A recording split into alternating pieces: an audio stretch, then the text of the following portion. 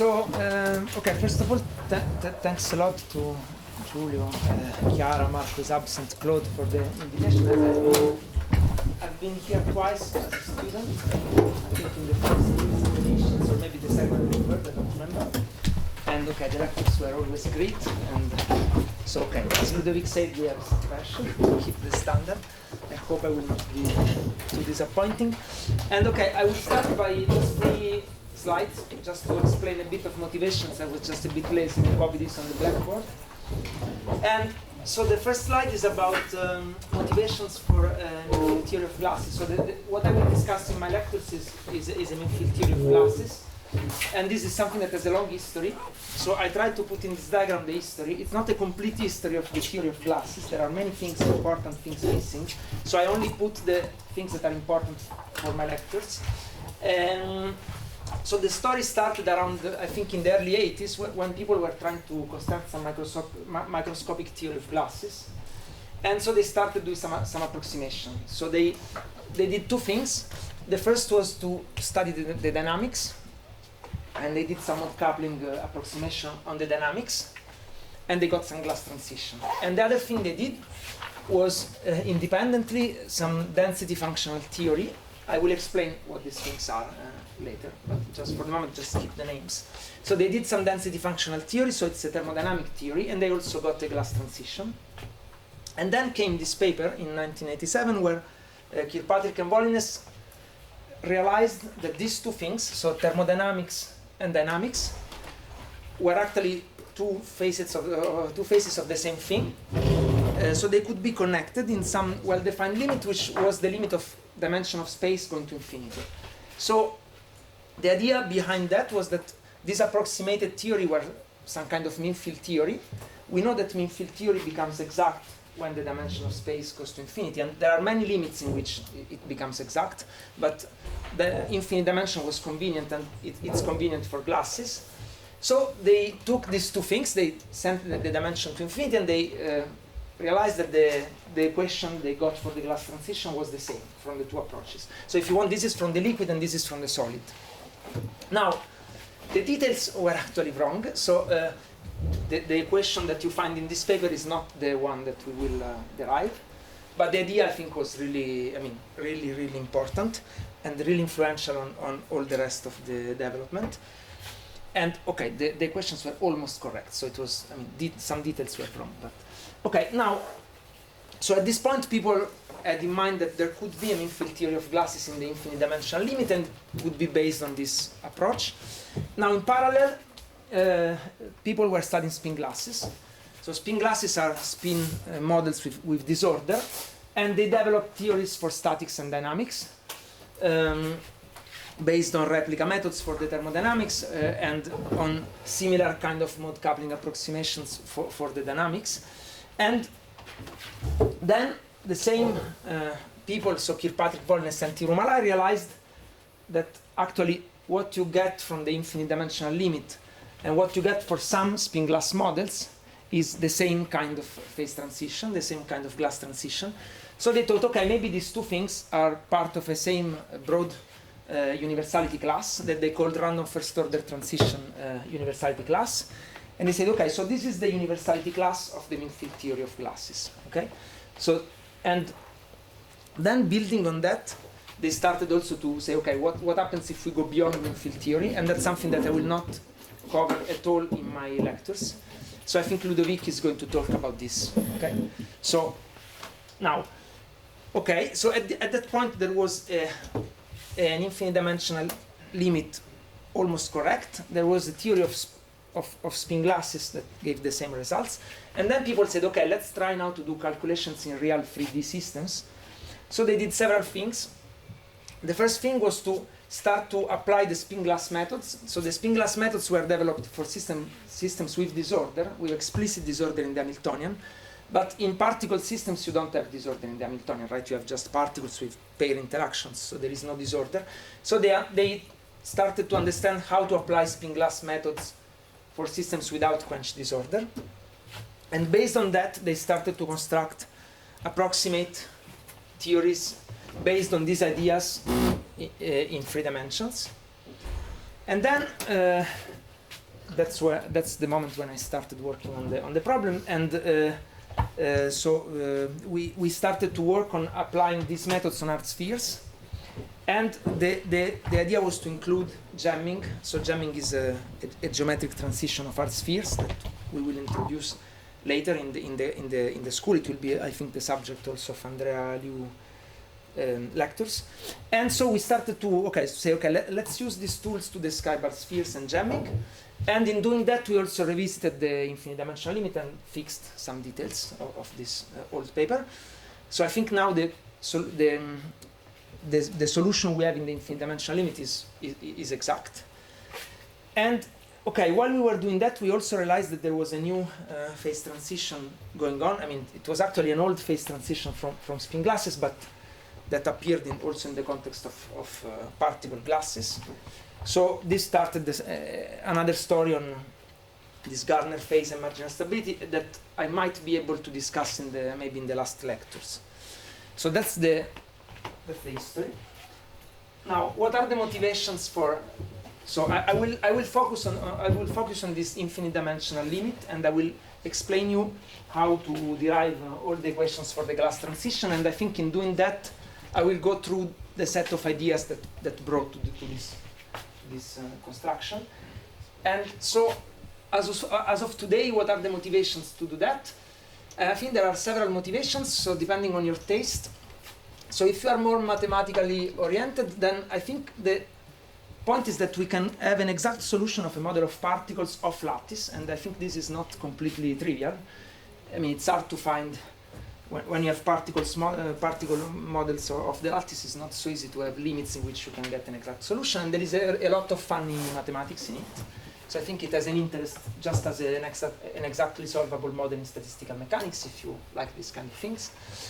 The other thing is that really in this infinite dimensional limit, you can show that all the physics and the mathematics of spin glasses is at play in a system of particles. So this kind of completes the program of Kirkpatrick, Tirumala, and Bolines of the random first order transition universality class. This is a tribute to Peter Bolines for those who understand it. And nobody understands it. Okay. Maybe Julia, no, not even. I'm sorry, we're still using Anyway, the other thing is that now that we have an exact solution in this limit, we can use it as a benchmark for other theories and simulations. So you can try to do simulations in higher dimensions and try to see what remains of the infinite dimensional physics. And if you have a theory, you can try to see if you more or less match the exact solution in the infinite dimensional limit or not. It can be interesting in both cases.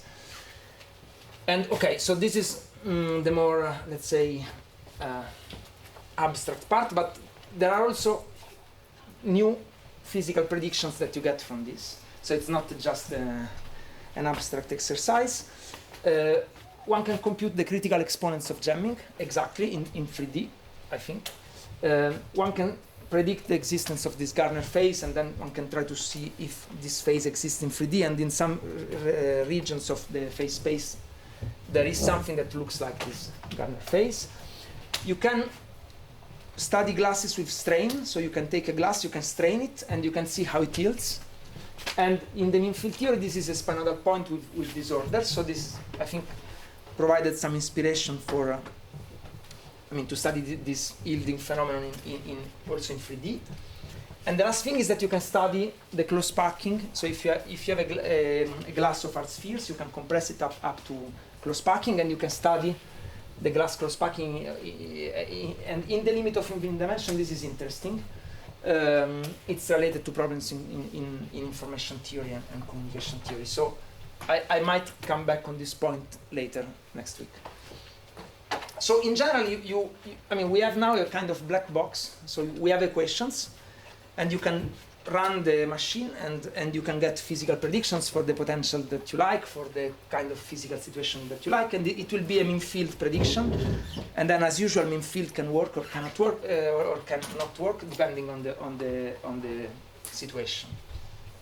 But at least you can use it as a starting point to analyze your favorite glassy problem. even now, kind of dreaming, one could think of use this as a starting point for a 1 over d expansion. So use 1 over d as a small parameter and expand around d equal to infinity. And there are things being done in d equal 3, so I mentioned some of them in the previous slide. And there is also the hope of treating events that are small, that are like exponentially small with dimension. Typically, these are activated events like hopping, for example, one particle hopping out of the cage. This is something that disappears when dimension goes to infinity, and one could think of treating these as large deviations in the infinite dimensional limit. But okay, this is just perspectives. Now, that's it for the slides. Now we'll start the blackboard. Just one thing. We just wrote a book on this infinite dimensional solution. The book is in the Dropbox. It's not published yet. It will be published maybe by the end of the year, I hope at least. So you don't have to take notes because I will follow the book. Of course, you can take notes if you would like. But I mean, you don't have to be stressed about writing all what I say because I will really follow very, very closely the book. The second point is please interrupt me with questions because otherwise you can just read the book and there is no point in me being here. I will not spend too much time in mentioning original reference and who did what and this idea came from this person and so on, but you can check the book and you have all the original references in it. And also in the book you will also have some sections at the end of each chapter called further reading where you find directions to the literature to read more, okay? So, and if you feel that the lectures are not going well, like it's too fast, too slow, whatever, let me know. We can talk, and you can write me an email at any time. Okay, that's it. So let's close this. Can you switch off the projector? So, thank you. So I will start by building on what has been done this morning. So, and I will start by describing the thermodynamics of the liquid, okay, in infinite dimension. It's not very complicated. You will see it's very trivial actually, but it will help to fix some notations. And then next, so the plan is that this week I would like, in principle, to do the thermodynamics of the liquid and the equilibrium dynamics of the liquid. So we will see how the liquid becomes a glass. And then next week I would like to go out of equilibrium and discuss the complexity and maybe this Gardner phase and so on. Okay, so we are going to study n identical particles. The particles are in positions xi in d dimensions, maybe in a volume in d dimensions. And I will call x the set of all the positions of all the particles. And there is a potential. So the potential is going to be a pair potential. So the potential energy is going to be sum over I smaller than j of v of xi minus xj, and this will be some rotational invariant pair potential. And now you could already say, okay, we know that in 2 dimensions and in 3 dimensions, a system like this will crystallize immediately or very quickly. Essentially, whatever potential you use. If you use a pair interaction spherical and all particles are identical, it will crystallize. So it's not a good glass former. But, so usually in 2D and in 3D, you either you introduce polydispersity or you have non-spherical objects like molecules or chains and so on. But it turns out that in any D bigger or equal than 4, this is a good glass former. So this is really just, this is a problem only in dimension 2 and 3. And since we are going to take the infinite dimensional limit, we can use this as the simplest model of glass. And this is essentially because you can see that the barrier, the kinetic barrier to crystallization increases very fast with D. So already in D equal 4, it's very hard to observe crystallization in a computer. And in 5 and 6, it's much harder. And okay, it's going to be. Francesco? Yes. Sorry, so you invoke you invoke the dynamics to talk about crystallization, but you will be doing thermodynamics. Sorry, this is the next thing I wanted to say, that also from the thermodynamical point of view, so from the dynamic point of view, the barrier to crystallize is very high, so it takes a lot of time. But also on the thermodynamic point of view, we will see that in the theory we can kill the crystal, we can exclude the crystal from the theory in the infinite dimensional limit. So in the infinite dimensional limit there are no problems. Now, you can also include polydispersity or astericity in infinite dimensions, if you like, but it will just add something without changing the picture so much. So I would say, okay, for these lectures, let's just use this as a model, and you can think that if you want, you can introduce a little bit of polydispersity, or you can look to dimension bigger than 4. And okay. Is this clear? Okay. I will explain how we exclude the crystal from the theory. So this is the model. So now I will give you the reference to the section of the book, so you can. So section 211 is going to be about the thermodynamics of the liquid. So we are going to. So for the thermodynamics, okay, we are going to introduce the partition function or configurational integral. So the configurational integral is just the integral of the exponential of minus beta v. Okay, and then the canonical partition function Qn for a liquid is going to be the integral over dx and dp of, so you will have the Planck constant and an n factorial, and then you have exponential of minus beta times the Hamiltonian, and the Hamiltonian is going to be, for identical particles, just this, right? So then you can integrate over the momenta, you know, and you get Zn divided by lambda to the dn times n factorial, where lambda is the de Broglie wavelength, square root of 2 pi beta h bar square divided by 2n, something like that, divided by n. Sorry. Okay, so it's enough to compute the configurational integral and the momenta are Gaussian. So for any observable that is a function only of the positions of the particles, the average is going to be 1 over Zn times the integral of O of x times e to the minus beta v. Okay? And okay, you can also consider observables that depend on the moment, and then you will have to do the Gaussian integration. Now, once you know the configurational integral, the free energy of n, v, and t, so it's the Helmholtz free energy, is going to be minus t log q n, and okay, kb is equal to 1 always in my notation. So this is going to be, there will be a kinetic term d n t log lambda, and then you have minus t times the logarithm of c n over n factorial. Okay. Now, an important thing, so now you want to take the thermodynamic limit.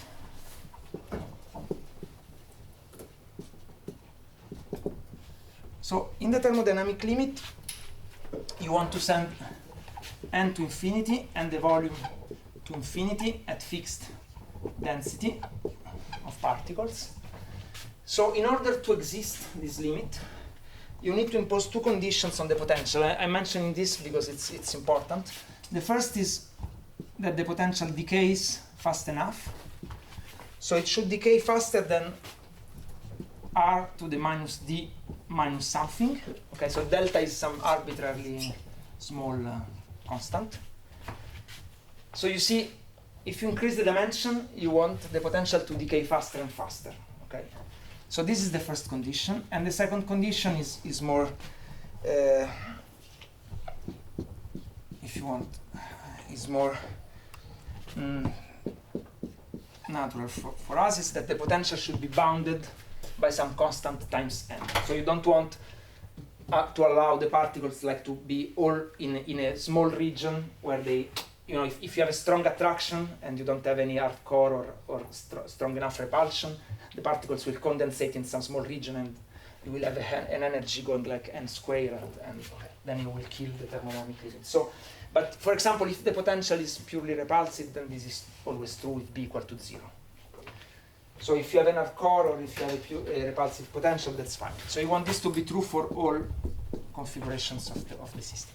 So under these two conditions, then the thermodynamic limit of the free energy exists, and you can define then the free energy per particle, f of rho and t. So this is f over n of nvt over n. So it's the free energy per particle, and in the limit, okay, in the thermodynamic limit. And then from that, for example, you can get the pressure. So the pressure of rho and t is going to be rho square d2f over d rho 2. Or you can get the entropy as the derivative with respect to temperature. Okay, this is standard. So the only thing you have to keep in mind is this condition that is maybe, I mean, in 3D you perhaps know it, but in general D is less usual. Okay, fine. Francesco, in the expectation, the scale of V doesn't matter, right? I mean, the zero. The scale of? The zero of V doesn't matter. If you shift V by any constant, it yes. disappears. So why do you need two? Why can't you decide that your V will be bounded? But this must be true, sorry. So V is a sum of pair potentials. And this must, so of course for fixed n, you can change that zero of energy. But you want this to be true for any n. So you want to impose a condition on V such that when you increase the size of the system, there is some hard core that prevents the particle to. So I agree. I mean, if n is fixed, this is trivial. You can always shift the energies. But sorry, I forgot to mention it must be true for all x and all n. Okay, so now 212 correlation functions. So I will not spend time on this because Ludovic already did all the job. I just want to change a little bit the notation. I'm sorry. So I will introduce a density of a point x. So Ludovic used r, but I'm going to use r for the distances. So I'm going to use x for the positions of the particles. Sorry. So for a given configuration, this is a sum of delta functions, as Ludovic introduced. And then you can compute the average density in a point x as the average of this. So where the average is this one, right? So in any point you can, so if you want, for a single configuration, the density is a sum of deltas. But when you take the average, it's going to become probably something smooth. And you can also compute the correlation functions of the density. So some rho 2 of xy, this is going to be rho of x, rho of y, minus rho x, rho y. Sorry, rho 2 is defined, is not that. Rho 2 is minus rho delta of x minus y. Anyway, the important point is that from this rho 2, you can extract the g of r, that is the central quantity that Ludovic discussed. So I will not go more into the details of this because Ludovic already introduced it, and also because if you want the details, you can check the book. It's not very important. Okay, so now what do I want to do now? I want to introduce, so now I want to do what Eric did this morning, except I will do it with the density. So I will do large deviations of a function. So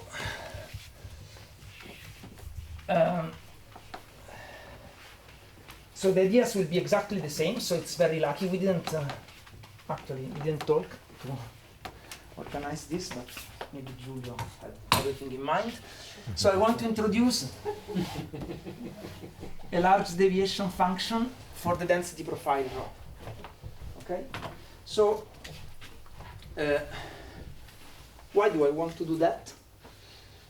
So the idea is that I will introduce it in such a way that the equilibrium free energy, this one, is going to be, so if you want, n times f of rho and t. So this is the equilibrium free energy. It's going to be the minimum over all density profiles rho, such that, okay, let's say the minimum of f of rho, but I want to put a constraint that the global density should be rho. So I will minimize on density profile such that rho is equal to 1 over v times the integral of rho of x. So I use the same letter for rho for the global and the local, but the arguments should be enough to distinguish them, okay? So I want to consider all possible density profiles of my system defined in this way, okay? And I want to construct an object such that the minimum over all the density profiles that have a given global density, so when I average over space, the density should be the same, give me the thermodynamic free energy. And why this is interesting? Because you see, if you are able to do that, then you can look to the minimizer of this object. So there will be some rho star that minimizes this functional. And this will be the equilibrium density profile.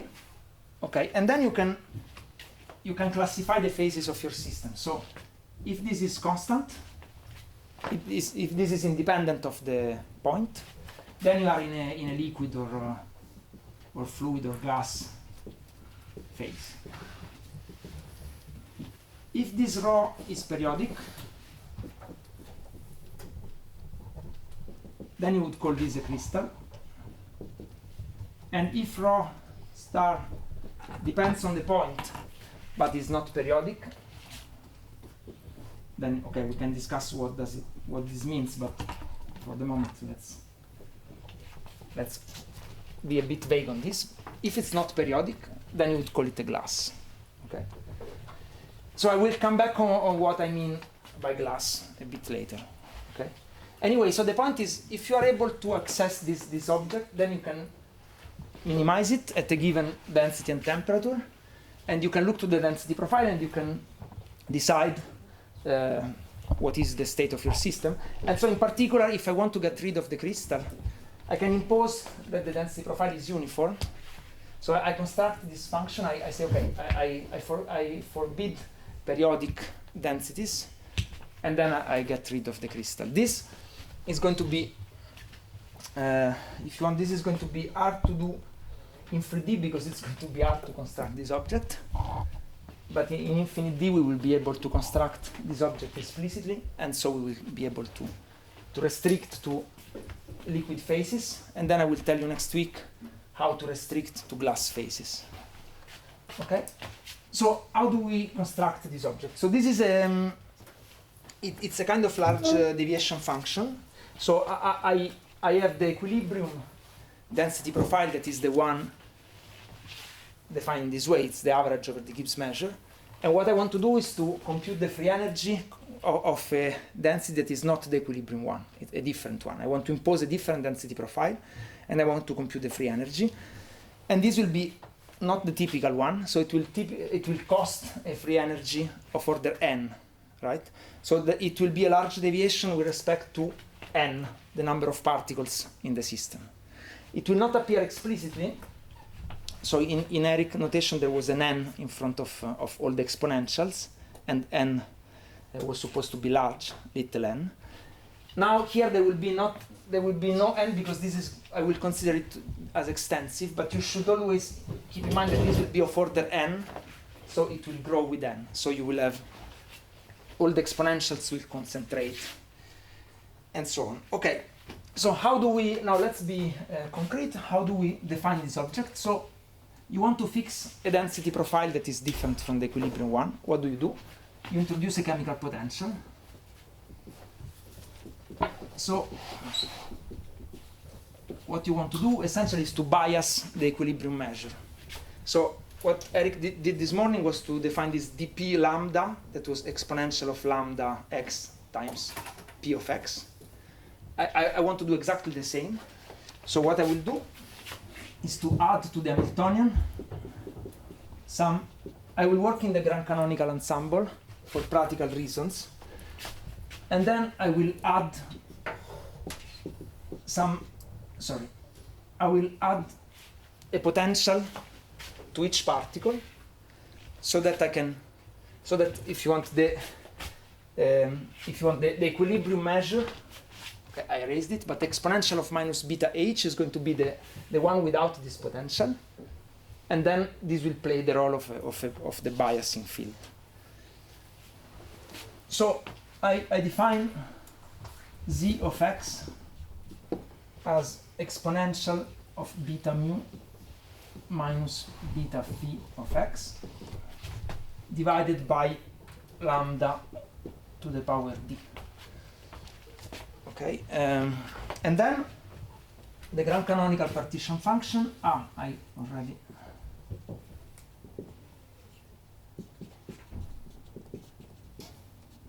already forgot to give you the reference to that. So this was 213. So in section 213 of the book you will find all the details of this derivation. Okay. So the grand canonical partition function now is a functional of z of x. Okay. So I impose a potential on the system to modulate the density, and my grand canonical partition function is going to be sum over n from 0 to infinity, and then I will get, in the grand canonical ensemble you have e to the beta mu n divided by h to the n times n factorial, and then you have integral over p and x.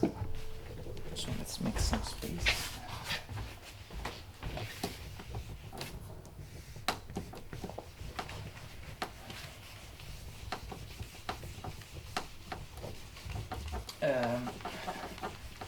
Okay.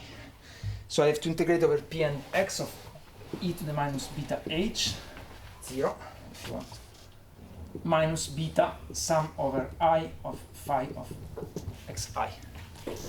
So you see I can integrate again over the momenta, and what I get is a sum over n from 0 to infinity of 1 over n factorial times the integral over x of e to the minus beta v of x.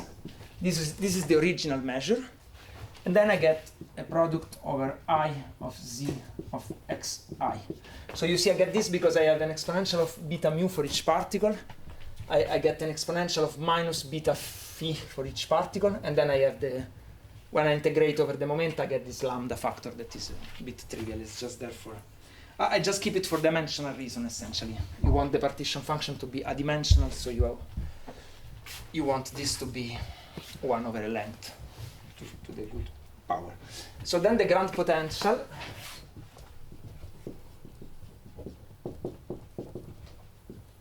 is the logarithm of this. So omega of z is minus t logarithm of psi of z.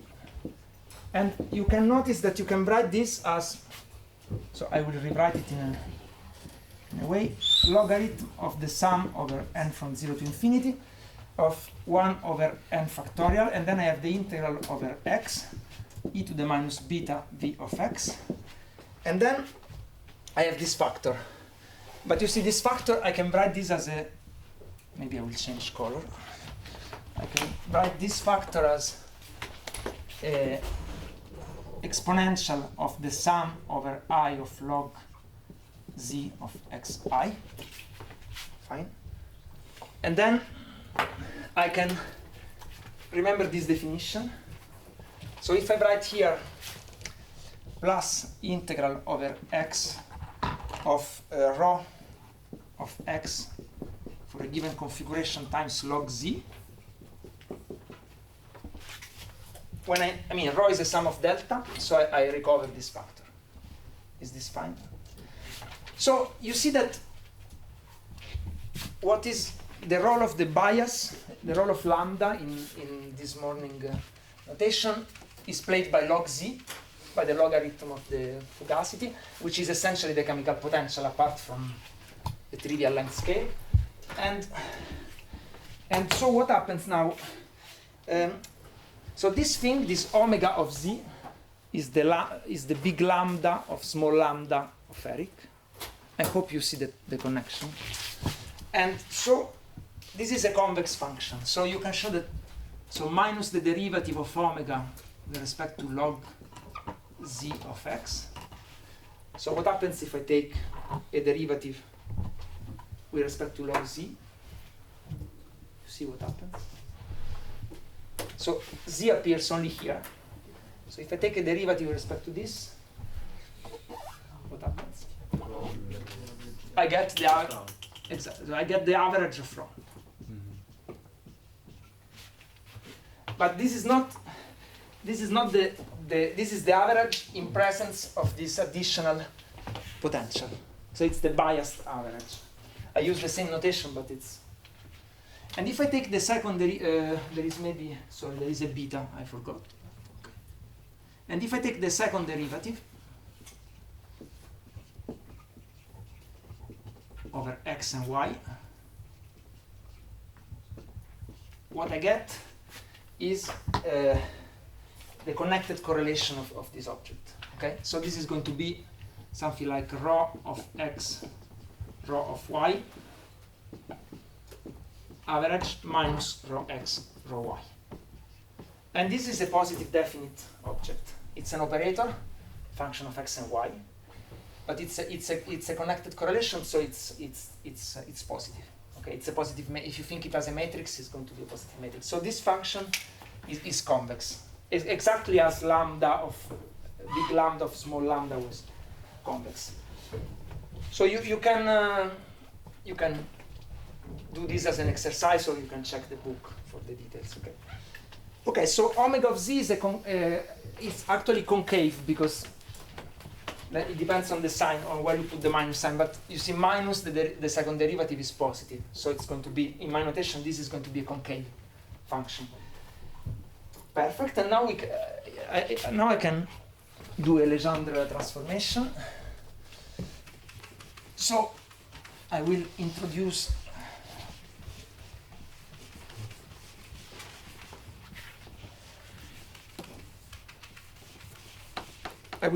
f of rho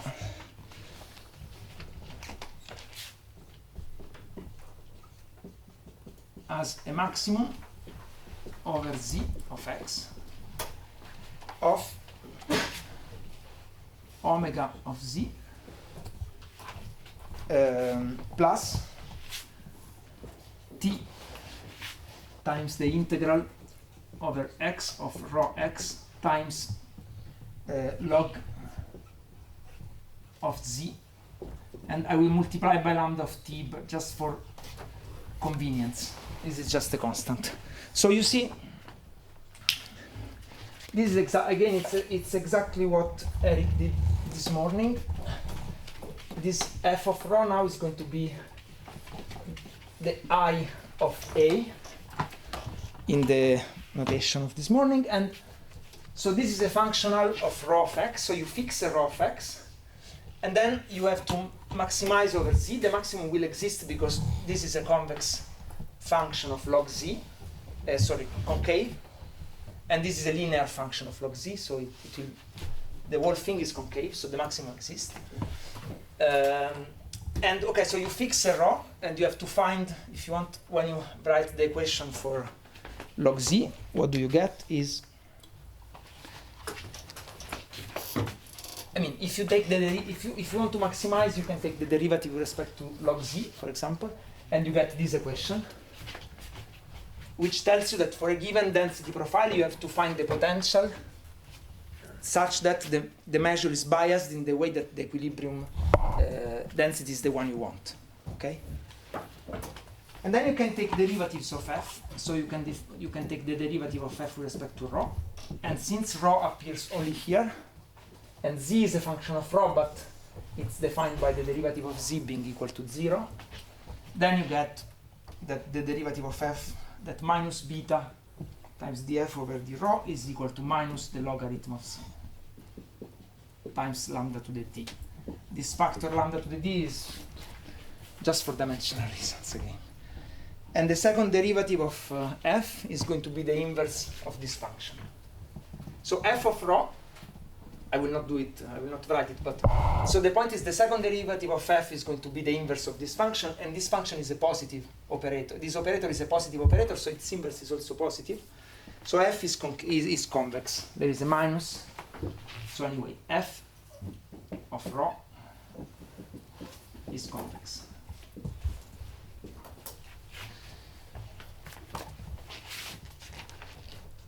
So, are you fine with this? So, I introduced my functional f of rho. So I give you a density profile. You will take your particle systems, you add the potential to it, a one particle potential, so some external potential. You have to fix this potential in such a way that the density profile is the one I gave you. And then you have to compute the grand canonical partition function for that z, that potential. And then you have just to remove this part, which is essentially the additional energy that you introduce in the system because of the external potential. Fine. Now, let's check that the minimum over rho. I promised that I wanted to get the thing such that the minimum over all possible density profiles would be the equilibrium free energy, right? So I have to check this. So how do I check this?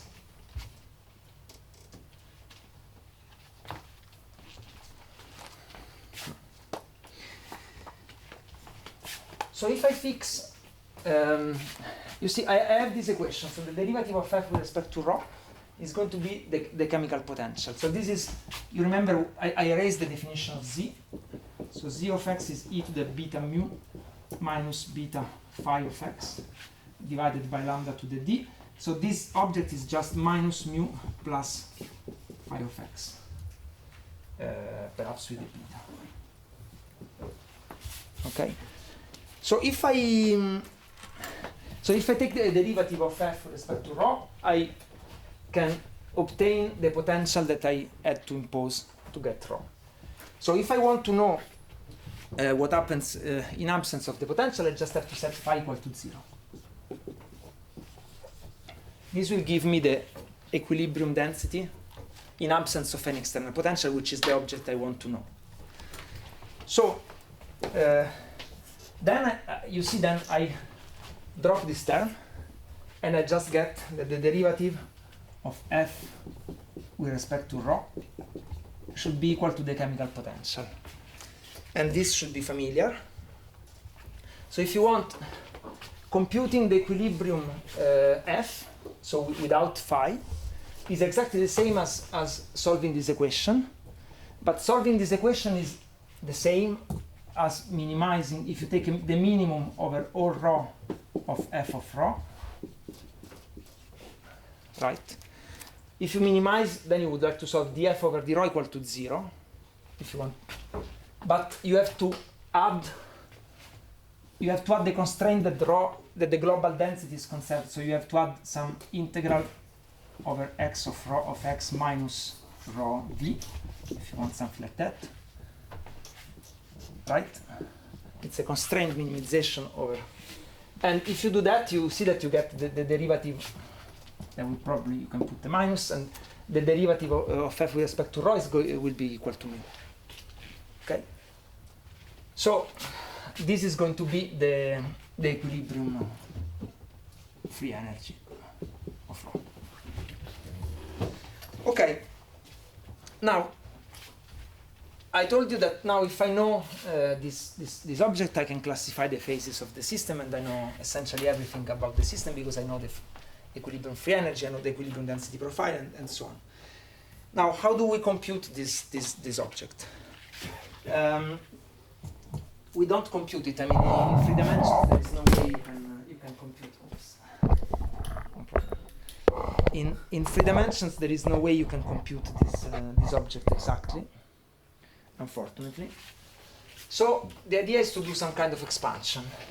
And the standard way of doing the expansion is the virial expansion. So now this, in section 2.2, you find the virial expansion. So the idea is, okay, we don't know how to compute f of rho. Let's expand around some limit that we know. So the virial expansion is an expansion around the ideal gas. So the case where you don't have a potential. So how does it work? I have 25 minutes, so I promised I would make it short because we started late. So I will perhaps cut the details of this, but it's quite easy. I mean, you see, in the ideal gas case, you have v equal to 0. So for any z, you can compute the ground potential. So the ground potential, you remember, was I defined it as omega of z was sum over n of 1 over n factorial in integral over x e to the minus beta v times the product of z. Right? So if I have no potential, I drop this term.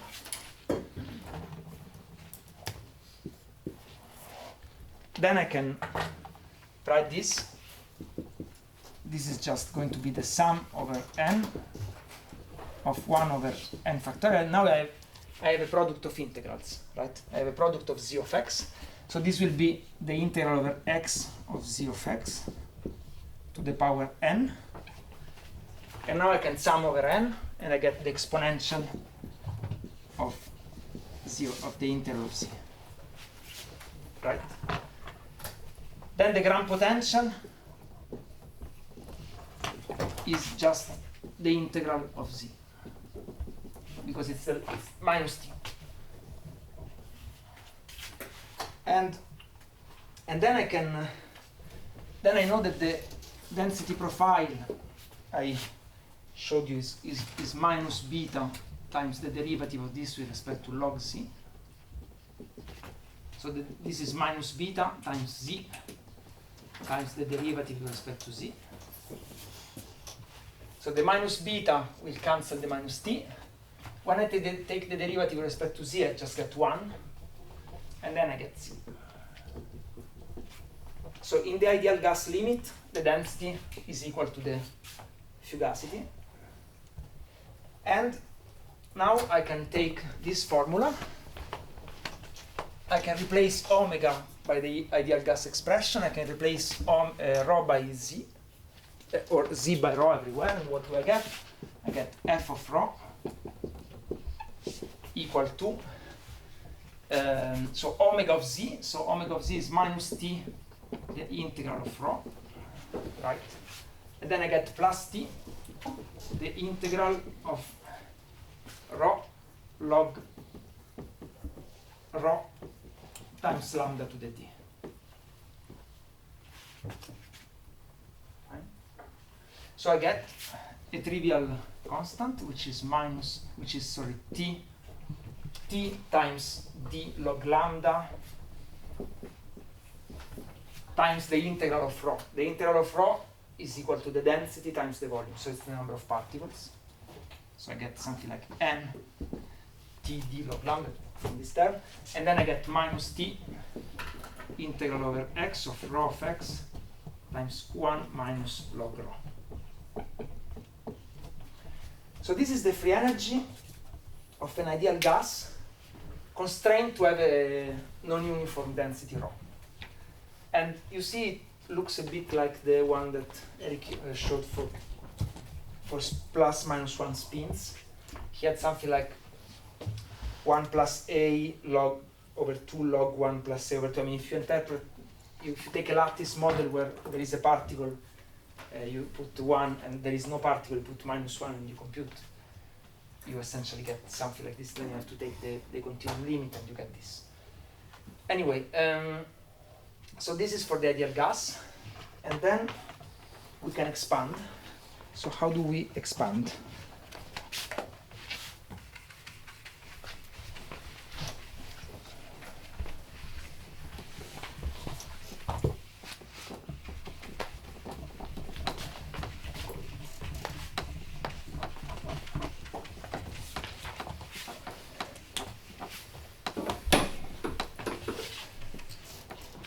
So the way to expand is to introduce what is called the Mayer function. So I will keep this definition. So the Mayer function, f of r is the exponential of minus beta v of r minus 1. Why we do that? So it's something that looks like, if you have a repulsive potential, what is the shape of the Mayer function? So at small r, the potential is very large, if you have like a hard core or something like that. So this is very small, and you get essentially minus 1. And then the potential will decrease, this factor will increase, and for large r, the potential goes to 0, so the exponential goes to 1, and it cancels the minus 1, so you get something like this. This would be for a repulsive potential. If you have some attraction, it will be more like something like this. Anyway, the important point is that it goes to 0 at large distance. So what you can do is to expand the grand canonical partition function. So you remember it was a sum over n. So you have 1 over n factorial, and you have the integral over x. You have a product of activity of fugacities for each particle, and then you have the interaction. Now the interaction is, you can write the interaction as a product of over I and j of e to the minus beta v of xi minus xj, right? This is the e to the minus beta v term. But now you can remove 1 and add 1 here. Okay? And so this is 1 plus the Mayer function of xi minus xj. And you have the product over I smaller than j. And now the idea is, okay, I have 1 plus the Mayer function. Let's expand.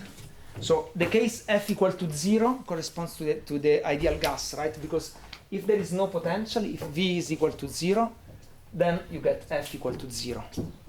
So if f is equal to 0, you get the ideal gas, you get a 1, and then you get back this result. So let's expand in f. So here I have a product of 1 plus f. So I have 1 plus f times 1 plus f, no? So what is going to give? I have 1 plus f times 1 plus f plus blah, blah, blah. So this is going to be 1 plus, at the linear order, I will take an f from one of the terms and 1 from all the others. So we get the sum of f, and then I get terms. Fine. So, if you don't mind, I will erase this and just replace it by this. So I get 1. Here I get 1 plus the sum over I j of f of xi minus xj plus additional terms. So each term will be one term of the virial expansion. And now what happens? So when I sum the 1, I get the same. I get the ideal gas. So I get e to the integral of z. And when I sum this term, you see I have, for each term in the sum here, I have 2 particles that are interacting with the function f, and all the others are free. So if I do the combinatorics, I will get, if you want, I will get here 1. I will get the sum over n. Now n should start from 2, because I need at least 2 particles to have an interaction. And what I get is, so I have 1 over n factorial, and then I have n times n minus 1 over 2 terms that are all the possible pairs of particles, times, so then I have the n minus 2 particles that are free, and they will just give the same term as the ideal gas, and then the the two particles that are interacting are going to give an interaction like this. Okay? Then I have plus other terms. So when I make the sums, I get e to the integral over z, so I get the ideal gas times 1 plus, and here you can see that this term doesn't depend on n, and when you sum this, you get the exponential. So I end up with this.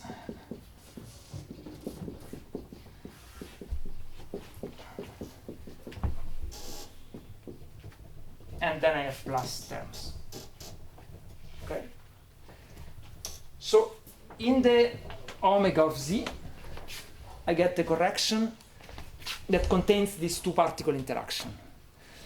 And now I will make a little jump, so, but again, you find the details in the book if you want.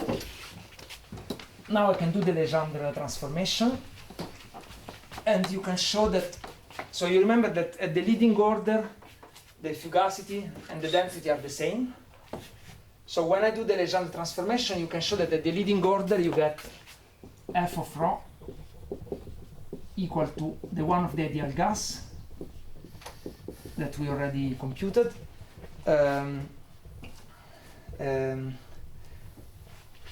So let's put a minus beta. You get minus beta. And the next term is plus 1/2 times the integral of rho of x, rho of y times f of x minus 1. Okay? So the first correction in the interaction is it's really a kind of mean field interaction between densities. Okay, you have to integrate over all points x and y with the density. So it's essentially the number of particles that you have around point x and the number of particles that you have around point y. But then it's not the, naively you would put a v here, the potential. So you don't have v, you have something a bit more complicated. You have e to the minus beta v minus 1. But if you expand in beta, you recover essentially a density-density interaction. So this is the first virial correction.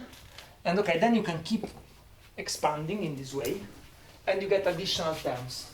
So what's the shape of the additional terms? You can write them as diagrams. So you have something like this, plus something like this, plus something like this, plus something like this, and so on. So at each, so what are these diagrams? So this one is written, this one you can write it in this way. So each diagram, can I erase this stuff? We don't need it anymore.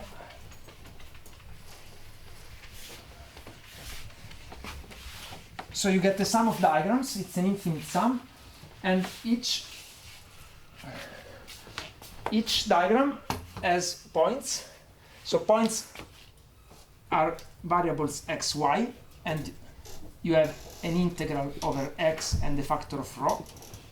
Okay, so a point x will carry a factor rho of x and an integration over x. And each line will carry a factor f of x minus y. Okay, so if you want, you have densities on the vertices and Mayer functions on the edges. And then you have a factor in front called 1 over s. So this factor is just, so s is the number of equivalent labelings of the vertices. So for example, in this case, you can say this is x and this is y, but you can also say this is y and this is x, and it will not change the result. So s is equal to 2. You have two ways of putting the names on the, okay? So what would be this diagram? So what is the s factor for this diagram? 6 times, okay. So it will be 1 over 6 times an integral over x, y, z, rho x, rho y, rho z, and then you will have f of x minus y, f of x minus z, f of y minus z. Okay? And you can go on like that. Fine. So now we have a kind of explicit expression of f of rho.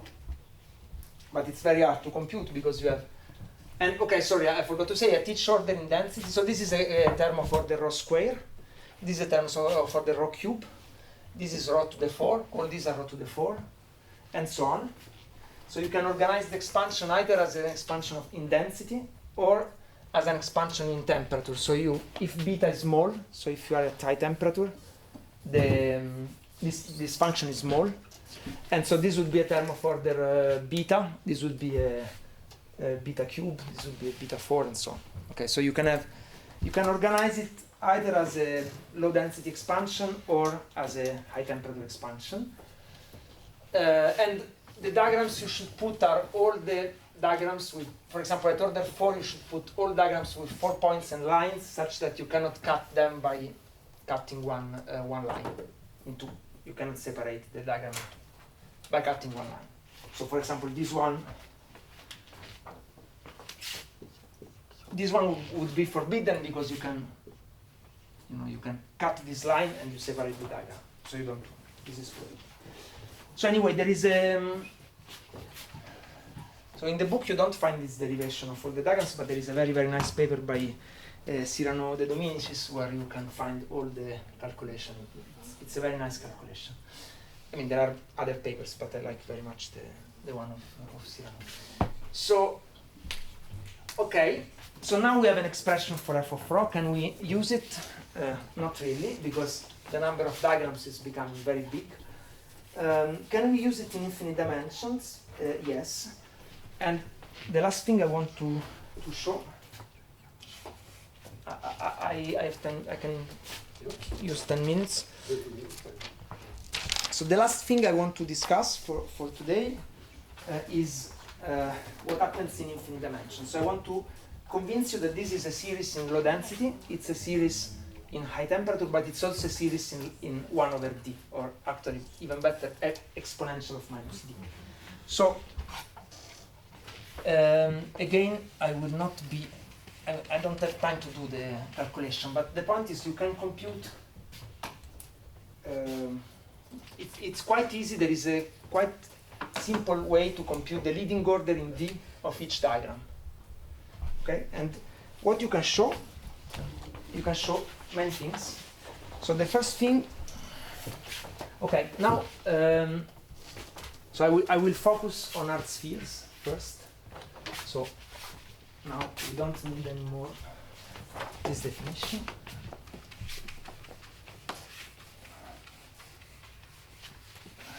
So I will now focus on art spheres. Art spheres. And again, the details are in section 2.3.1 of the book, where you find the analysis of the virial expansion for art spheres in infinite dimensions. So for art spheres, the potential is infinite if the distance is smaller than some length scale L, and 0 otherwise. So essentially, if you have balls of diameter L, so if they overlap, it means that the distance between the center of two particles is smaller than L, and then you have an infinite repulsion. If they don't overlap, they don't interact. Okay.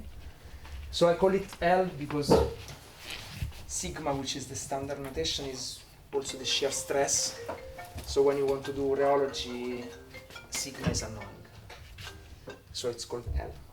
So Ludovic sometimes calls it A, but A is a replica index. So L. That's the Eastern. So, and okay, the virial function is just minus theta of L minus R.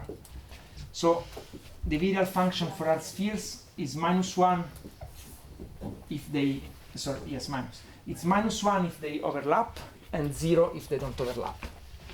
So this is f as a function of distance. I also need to define the volume of a sphere in d dimension. I will need it. So the volume of a unit sphere in d dimension, I call it Vd, and it's just pi to the d over 2 divided by gamma of d over 2 plus 1. So this is the volume of a sphere of radius 1 in d dimension. I can introduce omega d, which is the surface of the same sphere, and it's d times vd. So this is the solid angle in d dimensions. And then I will need the packing fraction phi. So the packing fraction is the fraction of the volume that is occupied by the spheres.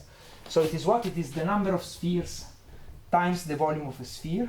So the volume of a sphere is v to the d times L to the d divided by 2 to the d.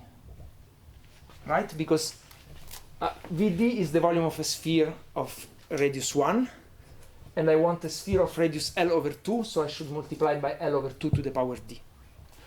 And then I have to divide by the density, by the volume, the total volume of the system. So this factor is the volume occupied by the spheres, and this is the total volume. So I get rho times Vd times L to the d divided by 2 to the d. So this is the packing fraction, and we will need a scaled packing fraction. You will see why. So I can multiply the packing fraction by 2 to the d. So this is just rho times Vd times L to the d, and I will call it phi bar. Okay, so now,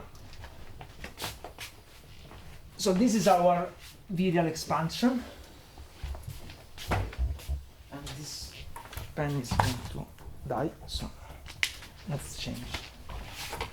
So first thing, we can compute this term. So what is the sorry, and one last thing, I want to focus now on the liquid phase. So add sphere liquid. So now I don't want crystals, I don't want glasses, I just want to study the liquid. So in the liquid, the density, rho of x, is a constant, rho. So what can I do? I can compute this term.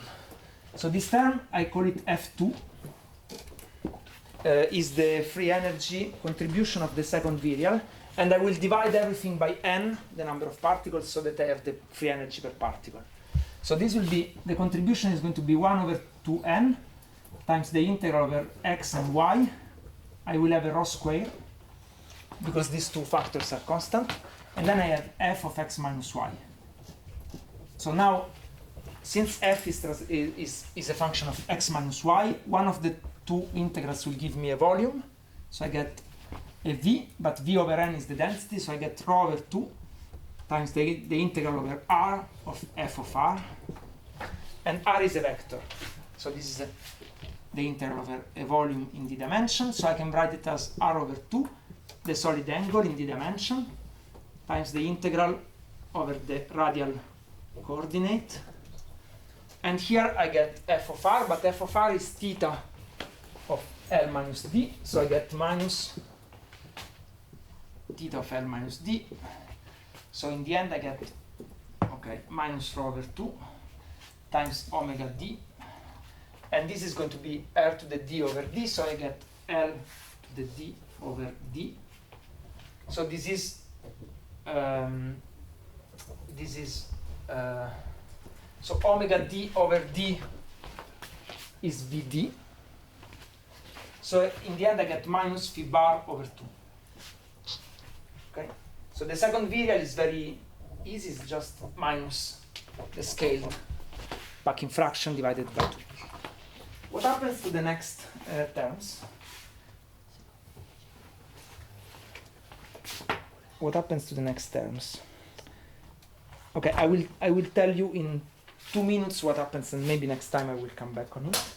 So what you can show, so you can compute, now it's not so easy to compute these things, but you can compute the leading order in D, and what you can see is that each of these diagrams is exponentially smaller than this, than the two, than the second virial. So this term will be e to the minus d times this with some prefactor, and this will be even more.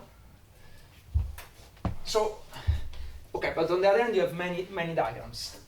So what you can also show is that at each order, so for example at order 4, this one will have some value, and this one is exponentially smaller indeed than this one, and this one is even smaller. Why? it's quite easy to see. You have to integrate over the position of 4 particles, and each link tells you that the particle should overlap, right? Because each link is a Mayer function, so it's 1 if the particles overlap. So this is essentially a volume of space that you can occupy using 4 particles that overlap. But only, 1 should overlap with 2, 2 with 3, 3 with 4, and 4 with 1. If you add another link, you are adding an additional constraint that now these 2 particles that before were non-interacting, now they have to overlap. So this will restrict the volume. And in general, volumes in dimension d are always exponential in d. So you will kill an exponential fraction of the volume. So if you want, at each order you can keep only the minimally connected diagram, that is this one, and at the next order it will be a pentagon. So they are called ring diagrams, they are rings of n particles.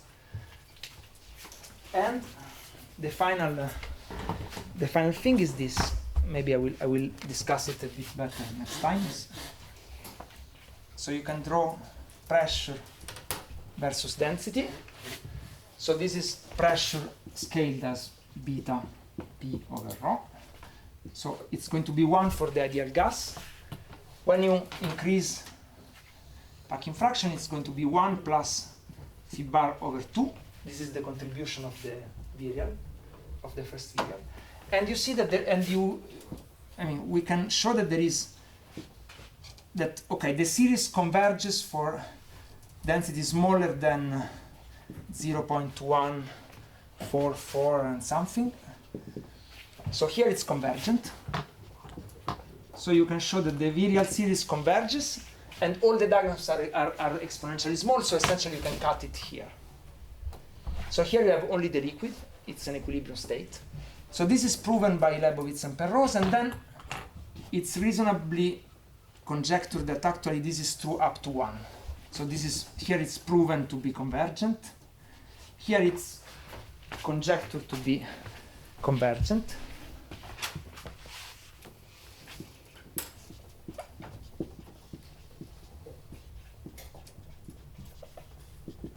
And this line is always 1 plus phi bar over 2. And then you can go up to exponentially high values of phi bar, where gamma is equal to 0.15 and something. And in this region, the series is divergent, but resummable. So you can show that the ring diagrams diverge, but if you drop all the other diagrams and you keep just the rings, then you can resum them and the result is finite, because they have alternating sign. So even if each diagram is divergent, and the more divergent, the higher the order, they cancel each other. So the conclusion is that the thermodynamics of the liquid is really trivial, up to scales e to the gamma d, if you believe that things are fine. There could be problems, but the thermodynamic of the liquid should be trivial and given essentially by the first 2 terms in the virial series. Okay? So the liquid thermodynamics is just, pressure is just going to be 1 plus the second virial term, that for our spheres is this one, and also the G of R is just e to the beta V of R. And this is something you can show if you cut the expansion to this point. So I think I will stop. And okay, so next time I will take maybe 10 minutes at the beginning to rediscuss this and show you. I did this for a hard sphere liquid, and I will show you what happens for other potentials. And then we can move to the numbers.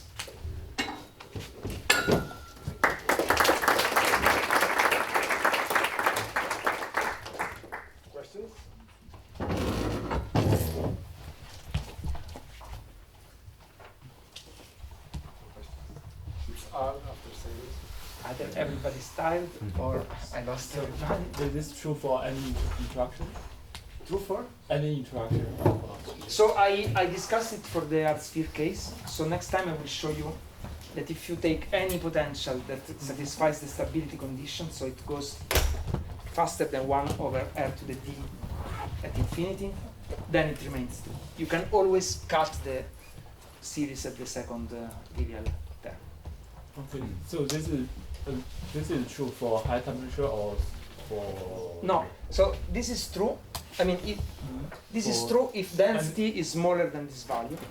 smaller? So now I'm doing it in a low density, say, site. But these values, we will see that this value is very, very high. And actually the glass transition happens around here. Okay, for example, in very high density, and you consider instruction, also you consider the kinetic energy. But I know, I remember, I don't know, I'm sure. I mean, for high density, your kinetic energy, high density, interaction is dominant, right? If you consider interaction, for example, electrons, you have high density. I mean, the kinetic energy gives you the 1. Right? Okay. In the pressure, the 1 comes from the kinetic term in the ideal gas. Oh, okay. I mean, what I understand here is you consider kinetic energy and the potential and interaction energy they compete, right? And for example, high temperature kinetic energy is dominant, and for example, high density also kinetic energy is dominant, right? Because kinetic energy also depend on the density, and also interaction. No, the kinetic energy is, I mean, it's the moments are Gaussian, so the kinetic energy is just okay. It doesn't depend on the density, right? For example, electron gas is depend on wait, you have in mind the quantum system. I'm doing classical systems. An electron gas is a quantum system, so you have in a classical system the kinetic energy is just temperature. The kinetic energy per particle is T over 2. So it's not. It doesn't depend on density. But the interaction part depends on density. So. okay. Other questions? When you made the developing on the Vidal theorem, you used the Mayer function and you suppose that f was small because? You mean when I do the full expansion? Yeah, yeah. For no reason. It's just a formal expansion in powers of f. Okay. And then it's justified if you can show that these diagrams are small. And these diagrams will be small either if density is small, or if temperature is large, or if dimension is large. So there can be many reasons why the Mayer function is small. So we're assuming f to be small, and then It's more like, you know, when you do a series expansion, you take some parameter and you formally expand, but you don't have to. I mean, then whether the expansion is meaningful or not, it depends on the value of the diagrams. But formally, you can expand. F is never really small, right? Because it's a function. So you just organize the expansion by doing this formal expansion in powers of f. Then you have diagrams and you compute the diagrams and you check if they are small or not. Computing them with the f, you have. For a given potential, in a given dimension, in a given temperature, and so on. Other questions? Okay, so I think that's thank you, Francesco.